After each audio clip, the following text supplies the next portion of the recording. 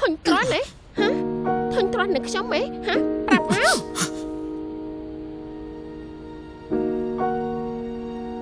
ចង់តាណាទៀតខ្ញុំមិនឲ្យបងតាណាទាំងអស់បងត្រូវទៅនៅផ្ទះហើយថៃហ៎ខ្ញុំនេះក៏ត្រូវធ្វើការរបស់ខ្ញុំដែរខ្ញុំមិនឲ្យបងតាណាទាំងអស់ត្រូវតែនិយាយគ្នាជាមួយខ្ញុំនិយាយតែត្រូវតែនិយាយជាមួយខ្ញុំមិននិយាយមិននិយាយ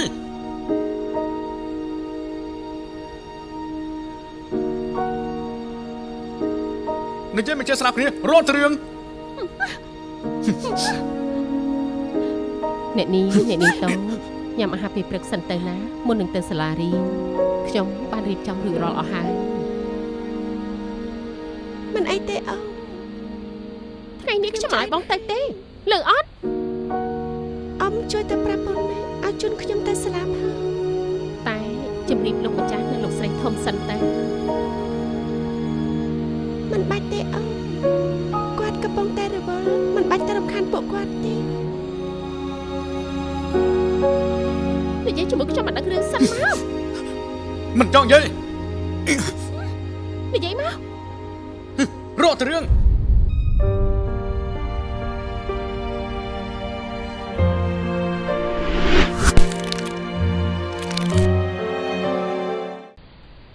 អាហារដែលនាងតូចកំងរៀបចំអស់ហើយចា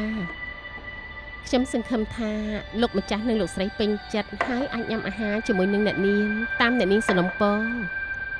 ខ្ញុំពិតជាចង់ឃើញលោកម្ចាស់លោកស្រីនិងអ្នកនាងញ៉ាំអាហារជាមួយគ្នាដែលស្នាមញញឹមខ្លាំងណាស់ហើយជាពិសេសណាគឺអ្នកនាងតូចរបស់មីងមើលតែស្នាមញញឹមពេលនេះចុះដូចជាបុប្ផាដែលត្រូវទឹកសន្សើមរីកពេលព្រឹកអញ្ចឹងមែនហើយអូនជូហើយខ្ញុំមានអារម្មណ៍ថាមិនបានញ៉ាំបាយជាមួយពួកគាត់ជាពិសេសថ្ងៃសម្រាប់ក៏ដោយតែអរគុណអ៊ំហើយដែលជួយរំលឹករឿងមុខម្ហូបជាចំណូលចិត្តរបស់ពួកគាត់ខ្ញុំគិតថាបើគាត់បានឃើញមុខម្ហូបទាំងអស់នេះគាត់ច្បាស់ជាសប្បាយចិត្តហើយនៅផ្ទះមួយថ្ងៃវាស្លាប់ហ៎រួចចូលប្រយ៉ាំមិនបងមានការត្រូវចេញទៅក្រៅអូនឯងមិនឲ្យបងទៅទេណែខ្ញុំមិនជាក្មេងដែលត្រូវគ្មានរាល់ថ្ងៃនោះទេខ្ញុំធុញអើអញធុញហ៎ខ្ញុំប្រចាស់ហើយអញធុញខ្ញុំហ៎ណែកុំនាំរឿងតែព្រឹកណានាំថាអបរិស័យបាក់ម៉ាក់នៅគ្មានអាណានៅផ្ទះនោះទេអើតែបើទៅហើយកុំមកវិញវ៉ៃ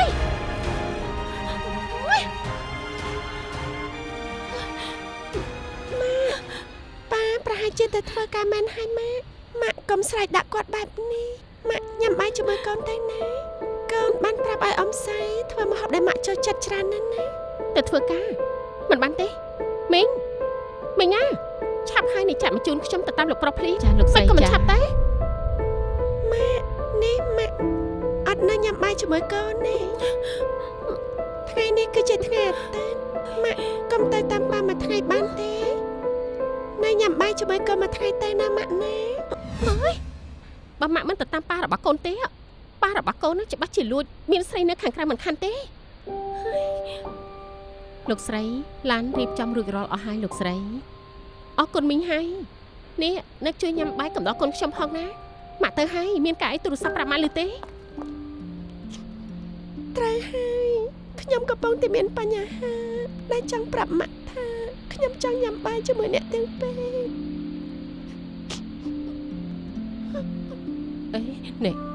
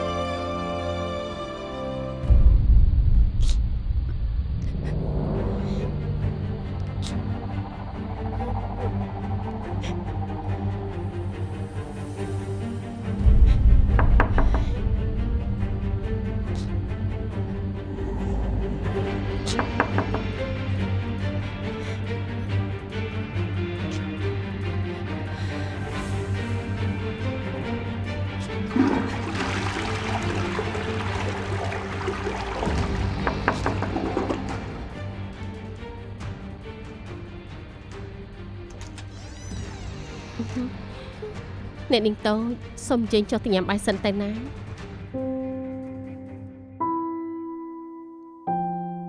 ពូតែផ្កាទេពូ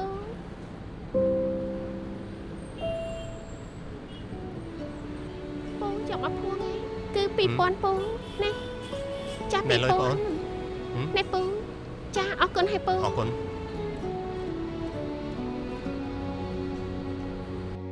ពូ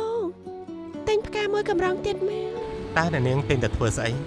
ថ្ងៃនេះក៏មិនមែនជាថ្ងៃសិលដែរតើអ្នកនាងទិញយកដែរណាទៅមិនអីទេពូទិញឲ្យខ្ញុំមួយមកណែបងអូនឲ្យកម្រងផ្កាបងមួយមកត្រូវការផ្កាទៀតឯពូពូជួយទិញទៀតហើយអរគុណពូដែលជួយទិញផ្កាខ្ញុំរាល់ថ្ងៃអូណែពូអរគុណហើយណាណែលុយអរគុណពូមិនអីទេអ្នកនាងតូចណែកម្រងផ្កាអ្នកនាង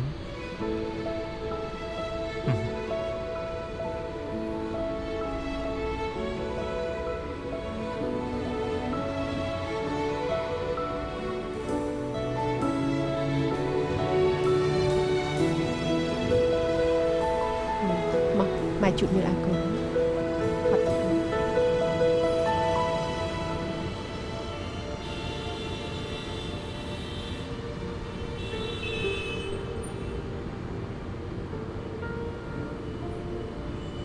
ហាមកទៅកូនអូឆ្ងាញ់ទៅកូន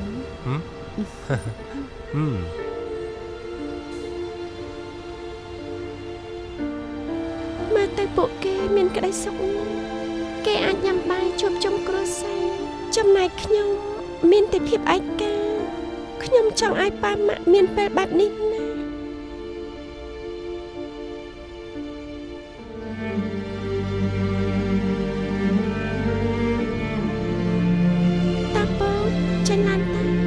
បាទអ្នកនាងតូច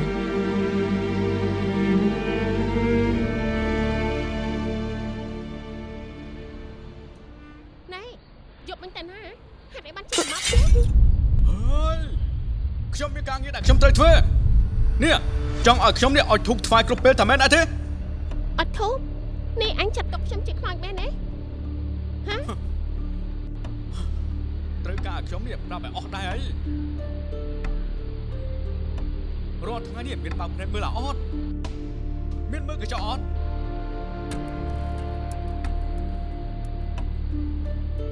នៅពេលឯងនេះ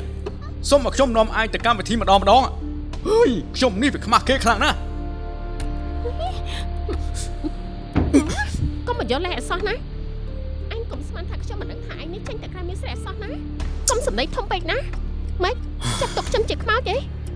ថ្ងៃនេះខ្ញុំមិនឲ្យអញចេញទៅណាទេត្រូវទៅនៅក្នុងផ្ទះនេះដោះស្រាយឲ្យដឹងសោះខ្មៅជាមួយនឹងខ្ញុំបាទហើយខ្ញុំធុញណាស់មិនចង់ឃើញមក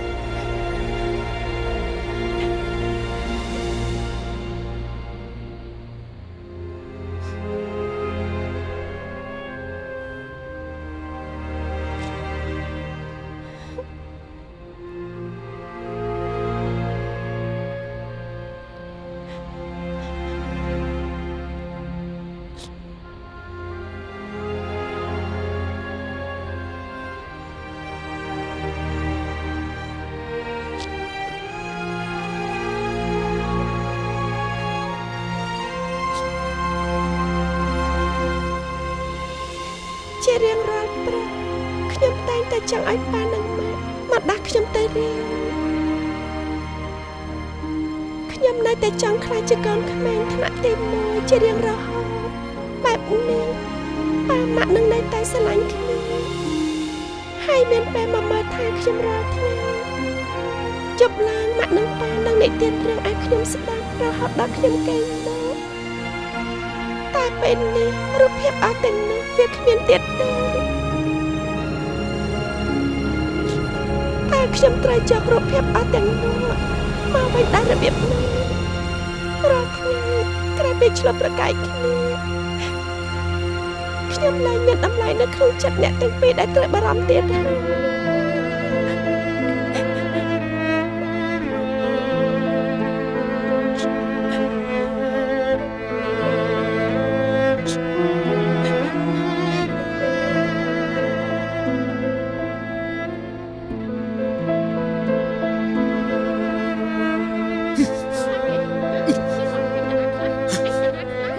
ធុញខ្លាំងណាស់ ធុញទ្រាន់ហ៎ហ៎ធុញទ្រាន់នឹងខ្ញុំហ៎ហ៎ប្រាប់មក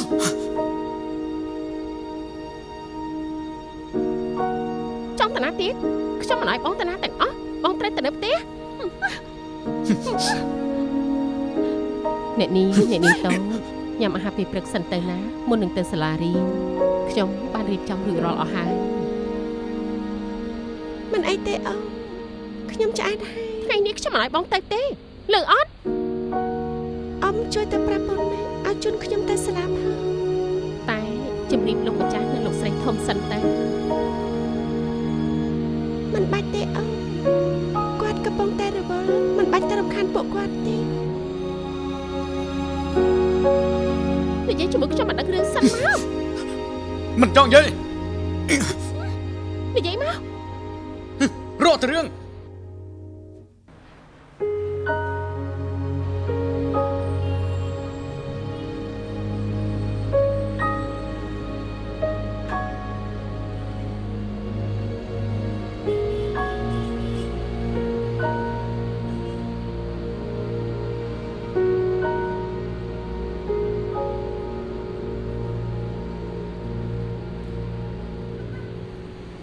ថ្ងៃនេះមិនបាច់ជូនខ្ញុំទៅសាលាដាក់ខ្ញុំនៅនឹងចា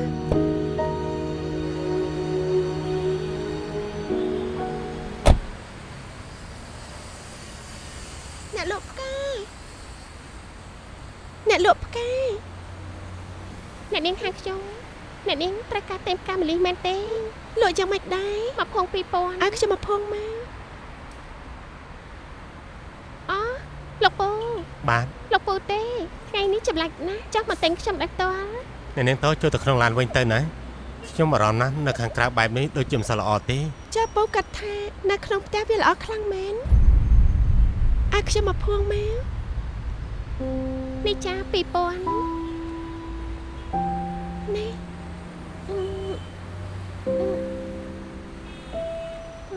លុយធំបែបនេះខ្ញុំមិនមានលុយអាប់ទេចេះតែណាអ្នកនាងចាំឲ្យខ្ញុំពេលក្រោយក៏បានដែរណា មិនអីទេអញយកលុយនេះទុកតែណា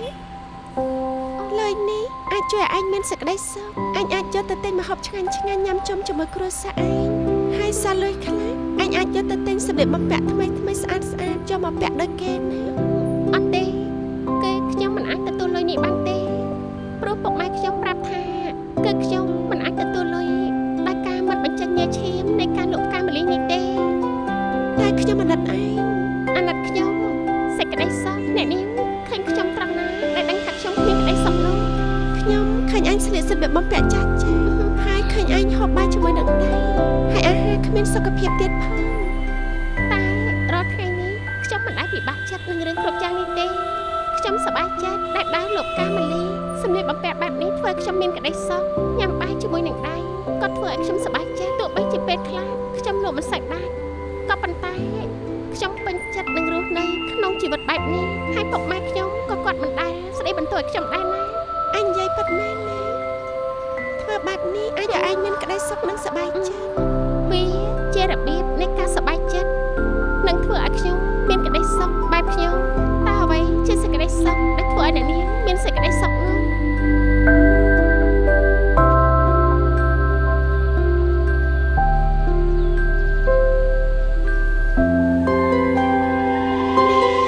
ខ្ញុំឈ្មោះបារមី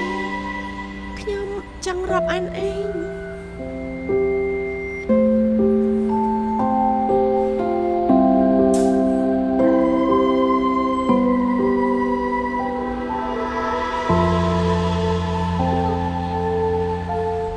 សំណាងហើយដែលម៉ែគាត់បានបោកខោអាវនេះហើយខោអាវបែបនេះអញពាក់បានមែនណ៎ មិនអីទេឲ្យតែមានក្តីសុខ ចុះលោកពូច ចាំខ្ញុំជាអ្នកដោះស្រាយជាមួយនឹងគាត់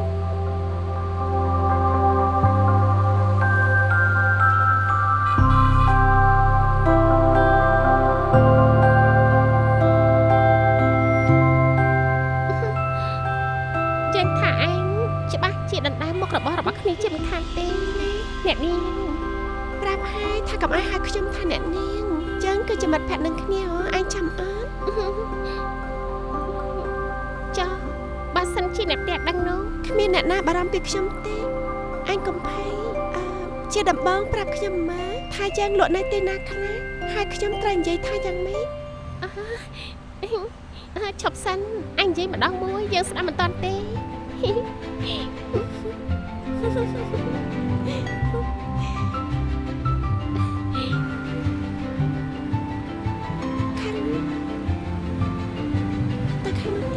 អរគុណហើយពូជួយតែកាទេពូអរគុណហើយណាពូលោកដៃឲ្យច្រើនតែណា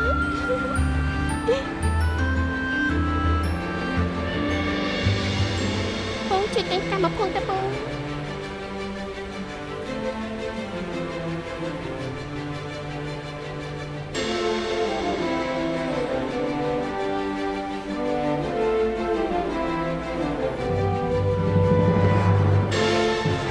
ជួយតែទេពូនេះអរគុណច្រើនពូជម្រាបលា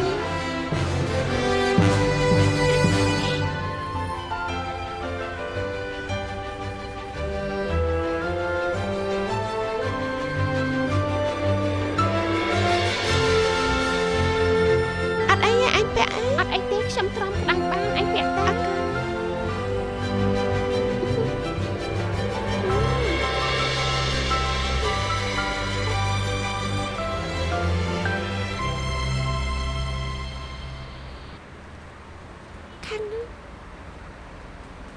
ទៅខាងនោះទៀត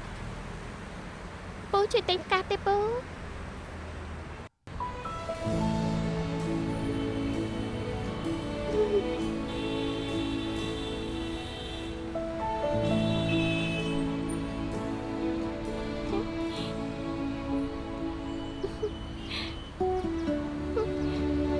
អញជួយលក់បានលុយច្រើនណាស់ខ្ញុំអរគុណអញហើយគ្មានទេខ្ញុំបានឯងបង្រៀននោះទេតែពេលអ្នកយ៉ាងណាក៏លក់បានច្រើនជាងលក់ម្នាក់ឯងដែរណាថ្ងៃនេះបានអញមកជួយលក់បានលុយច្រើនណាស់អញនេះបង្រៀនអីក៏ឆាប់ចាប់បានដែរត្រៃអីធ្វើម៉េចទេខ្ញុំកាត់មករៀនអីក៏ឆាប់ចាប់បានដែរ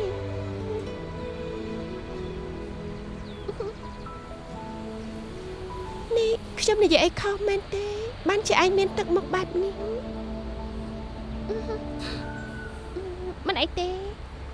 គ្រាន់តែខ្ញុំនឹកឃើញខ្លួនឯងកាលពីនៅរៀនភាសាអង់គ្លេសរៀនមិនចូលទេចាប់អីក៏មិនបានបែបនេះហើយទើបបានជាខ្ញុំមិនចេះភាសានៅគេនឹងណាអញ្ចឹងហើយទើបខ្ញុំប្រើភាសាកង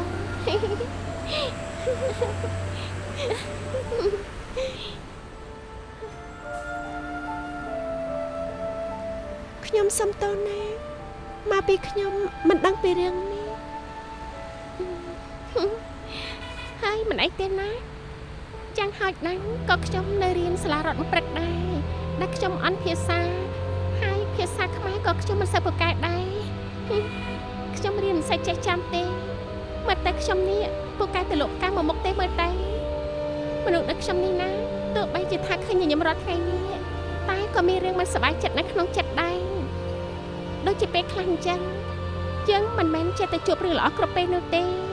លោកមិនដាច់ខ្ញុំគិតថាជាថ្ងៃមិនល្អយើងត្រូវតែបំភ្លេចពីចោលហើយវាក៏លេងអីហើយ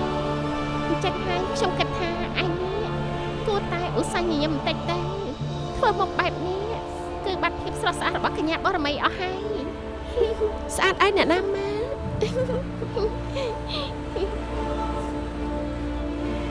អូថ្ងៃនេះដូចជាមិនឃើញពុកម៉ែឯងចូលបាយមកអើមែនហើយគឺម្ដាយរបស់ខ្ញុំគាត់មិនស្រួលខ្លួនអញ្ចឹងហើយបានជាយើងនេះមកលក់តែម្នាក់ឯងហើយល្ងាចបន្តិចទៅពុកគាត់ជិះកង់មកយកយើងចឹងមិនហើយអញឃ្លានបាយហើយចាំតិចណា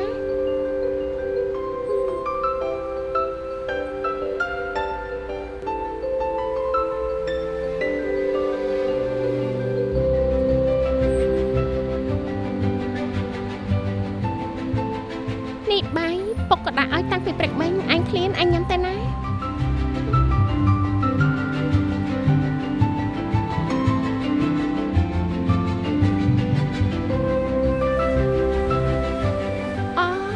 ខ្ញុំភ្លេចឲ្យឈឹងតែថាឯងនេះគឺជាកូនអ្នកមានឯងមិនញ៉ាំបាយជាមួយនឹងដៃនោះទេចាំតិចណាខ្ញុំទៅទិញបាយម្ហូបថ្មីឲ្យឯងនៅហាងក្បែរនេះឈប់សិនអញទៅណាទៅទិញបាយម្ហូបថ្មីឲ្យឯងនឹងណាឯងនៅចាំនៅទីនេះហើយណាចុះឯងបានលុយមកពីណាទិញបាយលុយលក់កាលនឹងអីមិនបាច់ទេខ្ញុំអាចញ៉ាំជាមួយឯងបានតែឯងមានបានសួរខ្ញុំណាថាខ្ញុំញ៉ាំបានអត់នេះនៅសុកឯងគិតតែម្នាក់ឯងហ្នឹងមកញ៉ាំបាយជាមួយគ្នាអញ្ចឹងអញយកស្លាបព្រានេះតែខ្ញុំញ៉ាំជាមួយនឹងដៃបានហើយ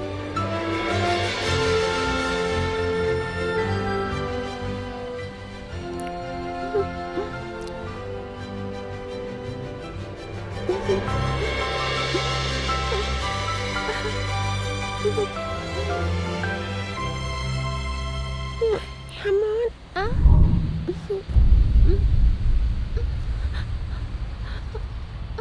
បរមីច្មោះឯងហូរឈាមហើយច្មោះឯងហូរឈាម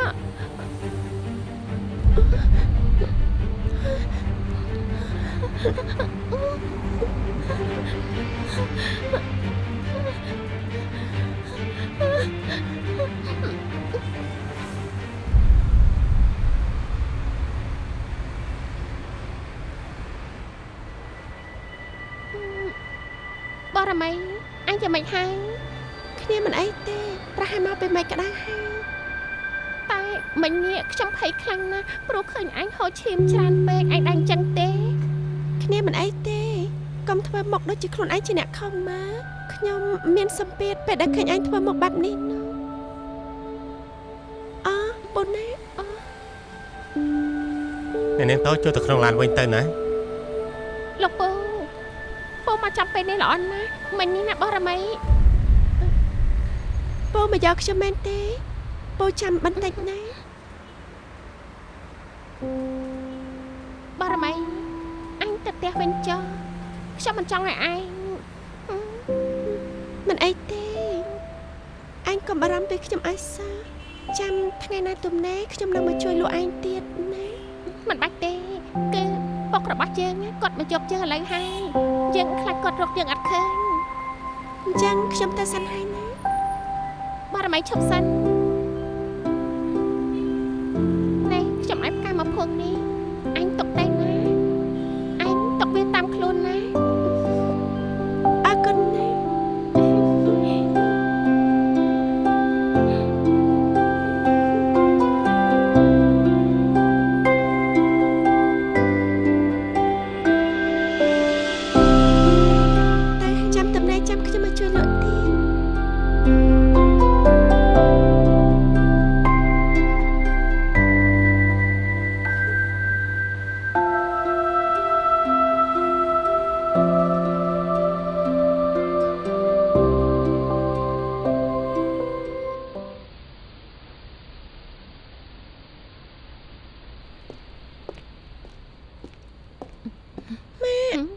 ចេញទៅក្រៅទៀតទេល្ងាចនេះប៉ារបស់ឯងមានកម្មវិធី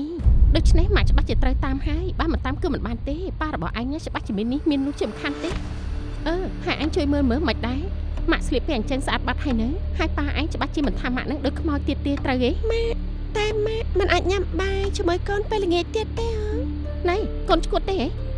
ញ៉ាំបាយពេលណាក៏បានដែរតែរឿងប៉ារបស់កូនណាសំខាន់ជាងណាបើហ៊ានតែបណ្ដោយណាច្បាស់ជាធ្លាក់លើដៃស្រីដតីហើយកុំគិតឲ្យសោះសុបឲ្យតែញ៉ាំបាយជាមួយម៉ាក់នឹងក៏មិនអាចផងហើយផ្ទះដ៏ធំមួយនេះក៏មិនដឹងថាមានរឿងអ្វីកាត់ឡើងដែរមីងឡានហើយនៅ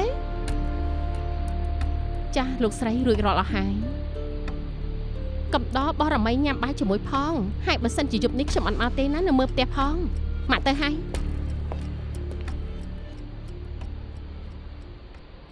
នេះគឺជាអារម្មណ៍ដែលខ្ញុំតែងតែមានពេលចូលមកដល់ផ្ទះមួយនេះម្លេះអញឃើញទេ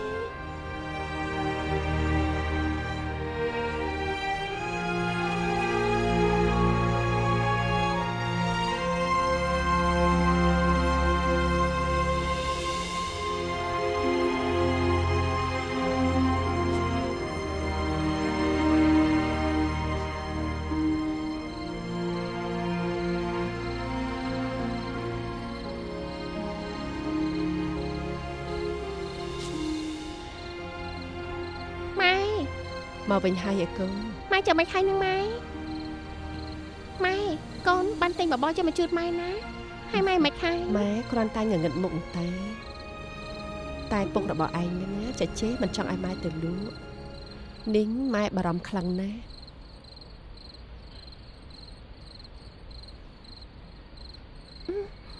ចាំម៉ែ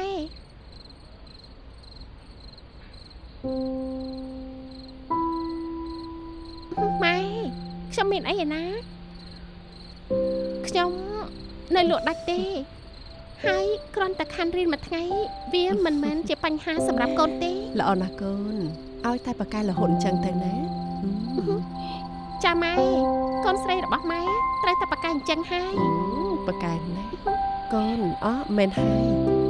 ថ្ងៃនេះលក់យ៉ាងម៉េចកូនដូចជាមិនឃើញសល់កម្រងការត្រឡប់មកផ្ទះវិញអញ្ចឹង គឺថ្ងៃនេះលក់អស់ហើយម៉ែហើយថ្ងៃនេះលក់ដាច់ខុសពីធម្មតាទៀតណាម៉ែ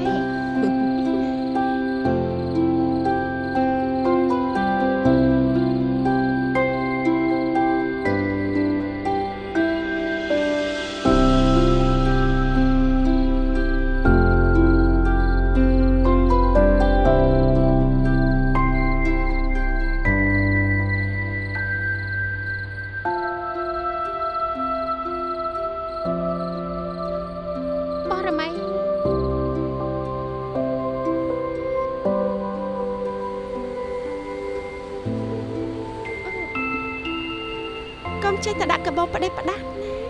លុយមិនមែនចេះតែរកស្រួលទេណា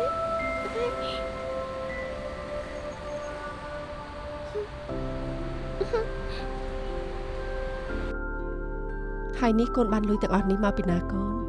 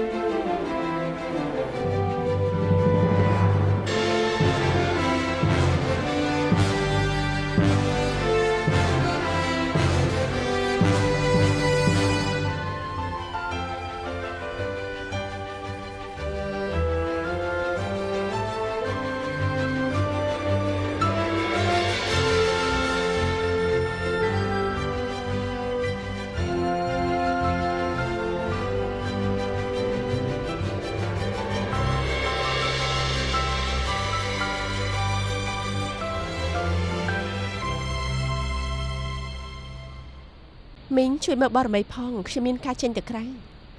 ម៉ាក់ឈប់សិនម៉ាក់នៅជាមួយកូនតិចទៅណាតែបន្តិចក៏បានដែរតិចទៀតកូនលេងអីហើយ បរមី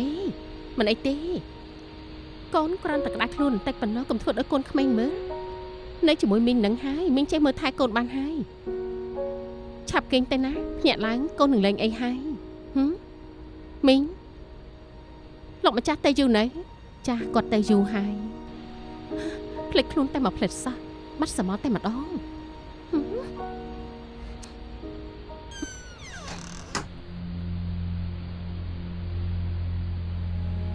បើខ្ញុំបាត់ខ្លួន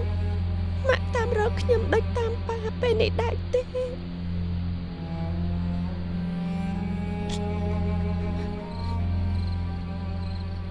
មកងើបឡើងលាបថ្នាំកូន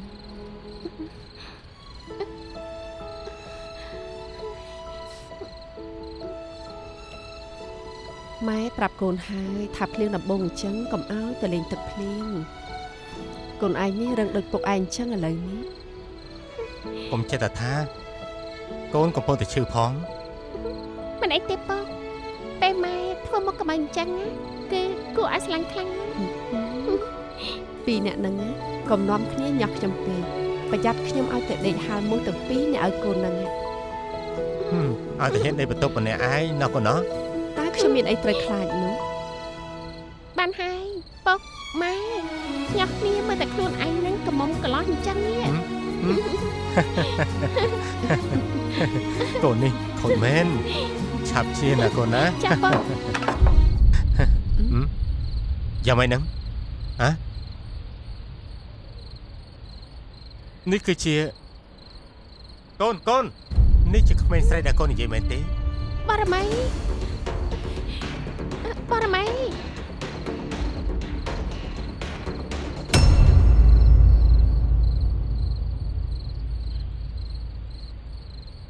អូយដល់ខ្លួនវ័យហើយ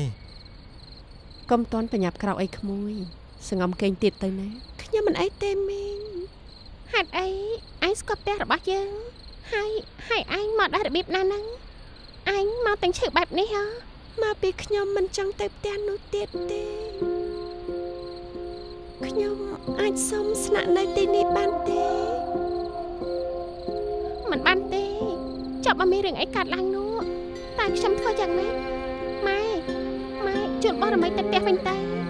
ខ្ញុំខ្លាចគេឈាមច្រមុះទៀត មិនអីទេខ្ញុំឈាមជាមកតែពេលដែលខ្ញុំត្រូវក្តៅខ្លាំងតែប៉ុណ្ណឹង តែការប៉ັດមលីងផ្ទះពួតឯក្ររហាំបែបនេះសោះណោះទើបបានជាក្តៅខ្លួន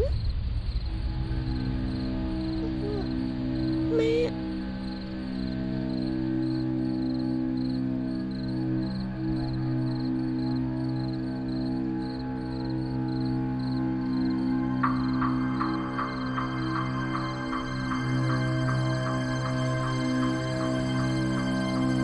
បរមីមិនបានជាកូនមកលេងជាមួយពួកអ្នកក្របែបនេះ អ្នកម៉ែ ពួកអ្នកក្រអស់ទាំងនេះសុទ្ធតែមេរោគគ្រាន់តែប៉ះកូនតែបន្តិចហ្នឹងក៏ក្តៅខ្លួនណែខ្ញុំប្រាប់ណាកុំមកចង់ពាក់ព័ន្ធជាមួយនឹងបរមីកូនស្រីរបស់ខ្ញុំទៀតខ្លួនជាអ្នកក្រអត់ចេះប្រមាណខ្លួនផងឬមកក៏ចង់បានអីពីកូនស្រីរបស់ខ្ញុំ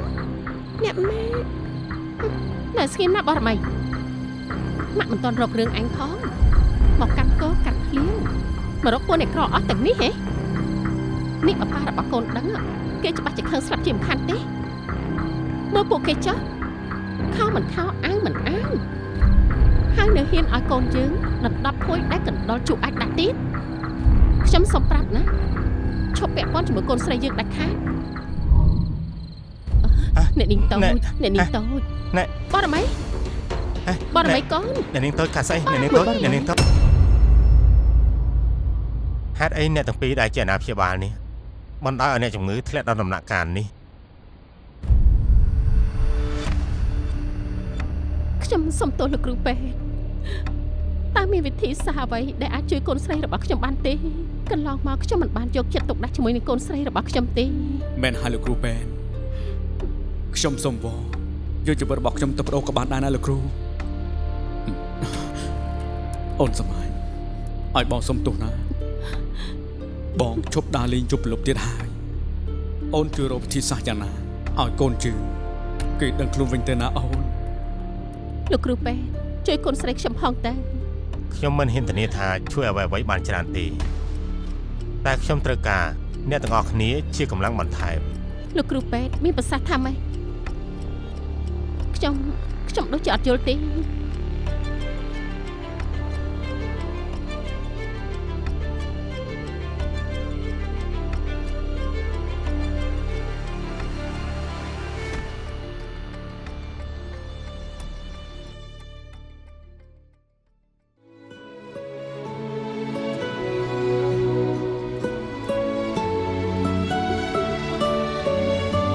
សាកសរសេរមើល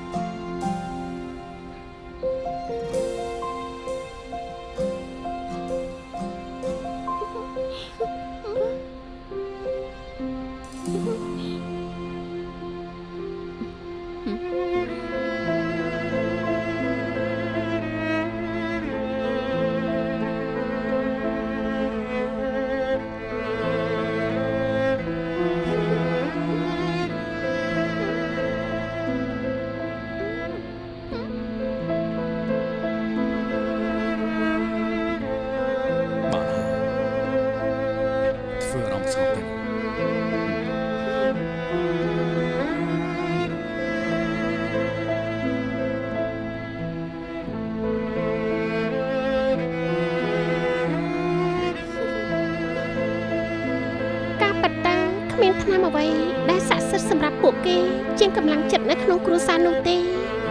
ជីវិតបរមីជួបភ្លៀងមកមួយរយៈពេលនេះពួកគេក៏បានត្រឡប់មកជាល្អប្រសើរវិញហើយខ្ញុំសប្បាយចិត្តណាស់ដែលឃើញបរមីគេមានស្នាមញញឹមត្រឡប់មកវិញទោះជាយើងមិនដឹងថាគេអាចរស់នៅបានយូរប៉ុណ្ណាក៏ដោយតែយ៉ាងហោចណាស់យើងអាចឃើញស្នាមញញឹមរបស់បរមីរហូតដល់ថ្ងៃចុងក្រោយរបស់នាង